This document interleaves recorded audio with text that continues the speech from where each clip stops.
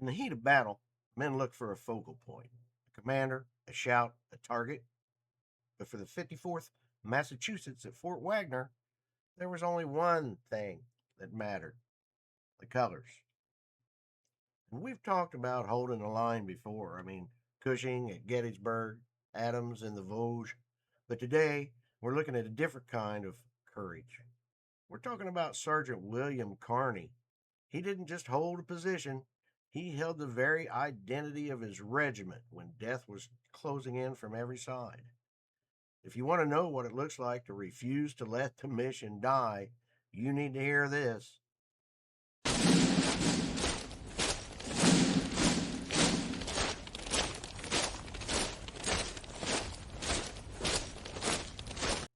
July 18, 1863, Charleston Harbor, South Carolina.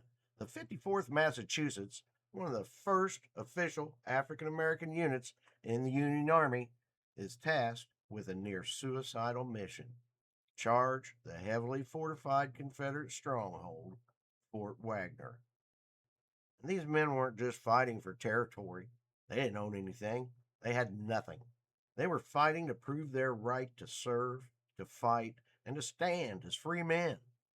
They knew the world was watching, and when they hit those beach sands, they were met with a wall of lead and iron that would have broken a lesser unit. The air wasn't filled with oxygen, it was filled with shrapnel. The color guard goes down. The flag hits the sand. In that split second, the whole unit is in danger of losing its soul. William Carney, a man who had only been with the unit for a few months, doesn't hesitate. He lunges forward, grabs the pole, and pulls the flag back up. He starts the charge toward the fort's parapet. He gets hit. A bullet rips through his chest, then another in an arm, then a shot to the leg. He's losing blood. He's staggering, but he is crawling forward.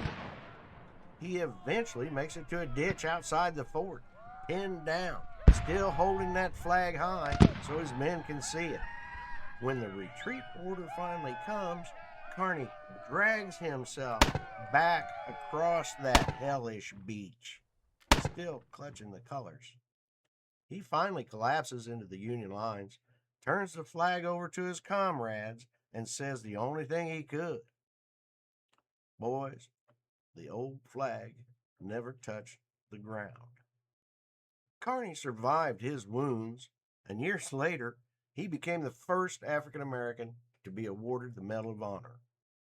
But here's the kicker: his story isn't just about a medal, it's about the fact that he understood that the flag wasn't just a piece of cloth, it was the promise of a future where he and his brothers in arms would be seen as equals.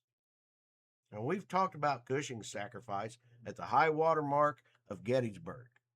Carney's action at Fort Wagner was the high water mark of the human spirit. It's the same DNA of sacrifice we've seen in every hero we've covered in this series. William Carney carried that flag so others wouldn't have to carry the burden of doubt.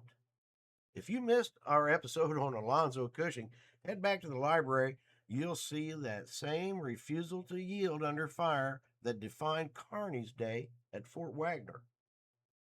My name's Kenny. This is Gallantry in Action, and see you next time. Stay legendary.